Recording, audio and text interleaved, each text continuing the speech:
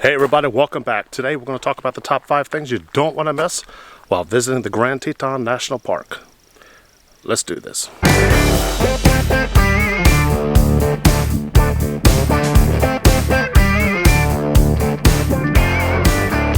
First off, number 1, Schwabacher's Landing is a must you need to go to.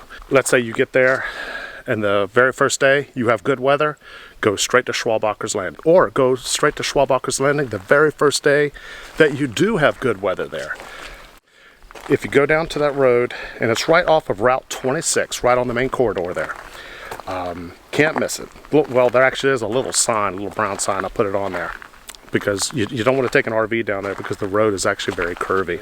It's a pond that beavers have made to where that if there's no breeze, and if you can catch a good pretty day and there's no breeze where the ripples are in the water, you can get a beautiful reflection. I had a little bit of breeze on mine, and I'll show you a picture of mine.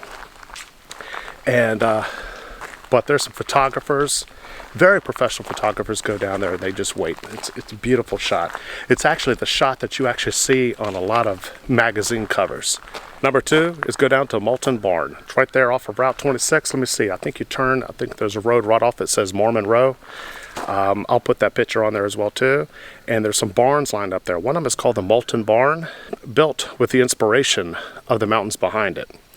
And you will also see a lot of photographers down there as well too, getting that perfect shot. Morning, day, night, doesn't matter. They're down there. Number 3 you don't want to miss is Jenny Lake. It's got a beautiful lake nestled at the base of the Tetons. You got hiking trails, you got Inspiration Point, Hidden Falls is down there. That's beautiful.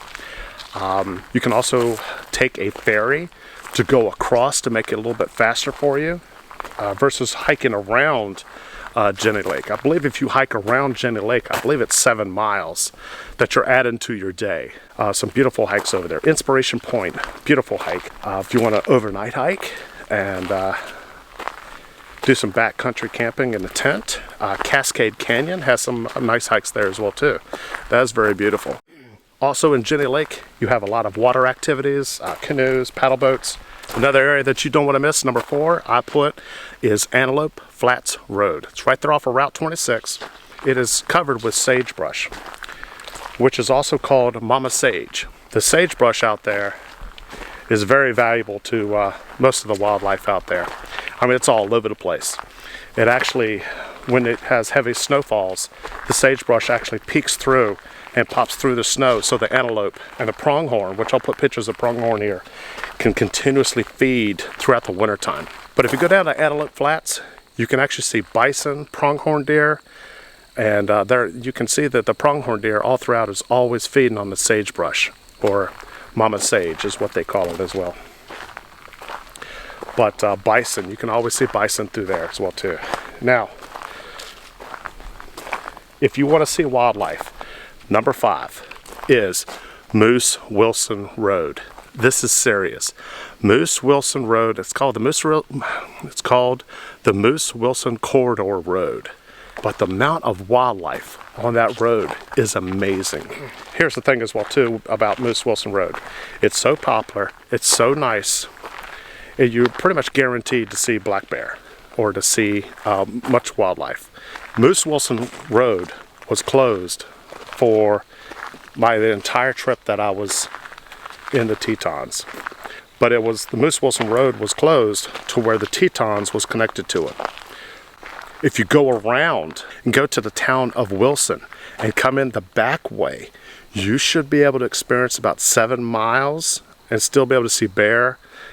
That's where I saw this beautiful elk, was when I was coming out of Moose Wilson Road. It was gorgeous. It's not a very well maintained road, but you don't want to pull a trailer down there. Also everybody, do not forget, if you're going to go ahead and hit some of these hikes, even if it's a popular hike, don't forget your bear spray. You need your bear spray. It's an insurance policy that hopefully you will not have to use. If you end up going to Yellowstone, carry 2.